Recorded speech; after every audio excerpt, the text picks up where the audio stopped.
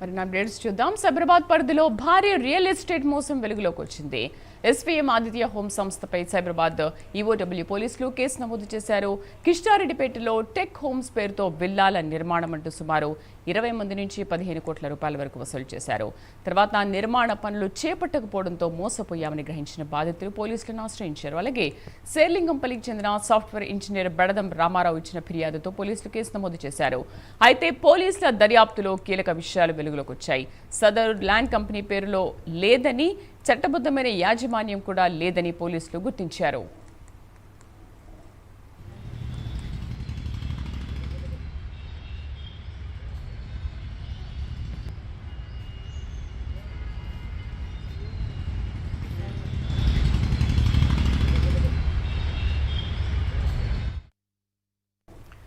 Right, Cyberabad పరిధిలో భారీ real estate మోసం వెలుగులోకి వచ్చింది. ఎస్వీఎం ఆదిత్య హోమ్ సంస్థపై సైబరాబాద్ ఈఓడబ్ల్యూ పోలీసులు కేసు నమోదు చేశారు. మా కరెస్పాండెంట్ కుమార్ పూర్తి సమాచారం అందిస్తారు. కుమార్, రియల్ ఎస్టేట్ కి సంబంధించి ఒక్కొక్కటి ప్రతిరోజు ఏదో ఒకటి వెలుగు చూస్తూనే ఉంది.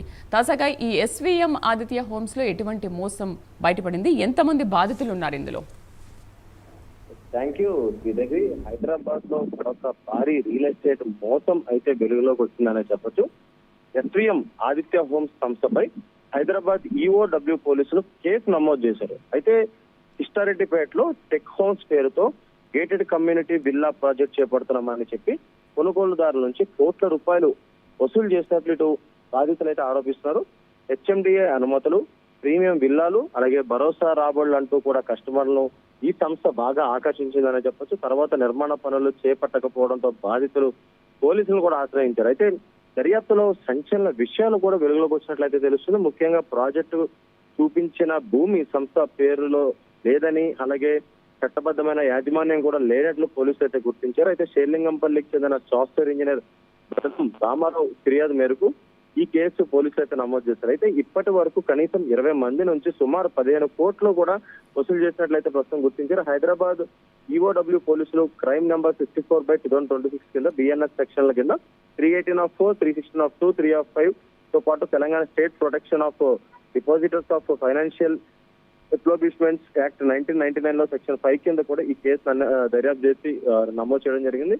ప్రస్తుతం పోలీసులు కూడా దీనిపై పూర్తి దర్యాప్తు అయితే చేపడుతున్నారు. అయితే ఎస్వీఎం ఆదిత్య హోమ్స్ ముఖ్యంగా ఏదైతే కస్టమర్లు ఆకర్షించేందుకు వివిధ రూపాల్లో ఆఫర్లు అయితే పెట్టడం జరిగింది. అయితే గేటెడ్ కమ్యూనిటీ పేరుతో కూడా ఏదైతే ముఖ్యంగా చాలా మంది కస్టమర్స్ నుంచి కూడా 20 మంది అంటే సుమారు 20 మంది కస్టమర్ నుంచి కూడా 15 కోట్ల రూపాయల వరకు కూడా వసూలు చేశారు. అయితే ఆ సంస్థకు సంబంధించి ఆ ల్యాండ్ కూడా ఆ సంస్థ పేరు మీద లేకపోవడం, అలాగే దానికి సంబంధించి అధికారులు కూడా ఎవరు కరెక్ట్గా లేనట్లయితే గుర్తించారు. అయితే ముఖ్యంగా ఈ శేర్లింగంపల్లికి చెందిన ఒక సాఫ్ట్వేర్ ఇంజనీర్ బెడదం రామారావు ఇచ్చిన ఫిర్యాదు మేరకు ఏదైతే సైబరాబాద్ ఈ ఈఓడబ్ల్యూ పోలీసులు అయితే ఈ కేసు అయితే నమోదు చేశారు. అయితే ముఖ్యంగా తెలంగాణలోని ఇదే తరహాలోని అనేక రియల్ ఎస్టేట్ మోసాలు ఒక్కొక్కటిగా వెలుగులోకి వస్తున్నాయి. ఇప్పుడు భారీ ఎత్తున 15 కోట్ల వరకు కూడా బాధితులు మోసపోయినట్లయితే తెలుస్తుంది. ప్రస్తుతం ఈఓడబ్ల్యూ అధికారులు కూడా దీనిపై కేసు నమోదు చేశారు. ప్రస్తుతం దీనిపై పూర్తి దర్యాప్తు అయితే చేపట్టారు. Thank you.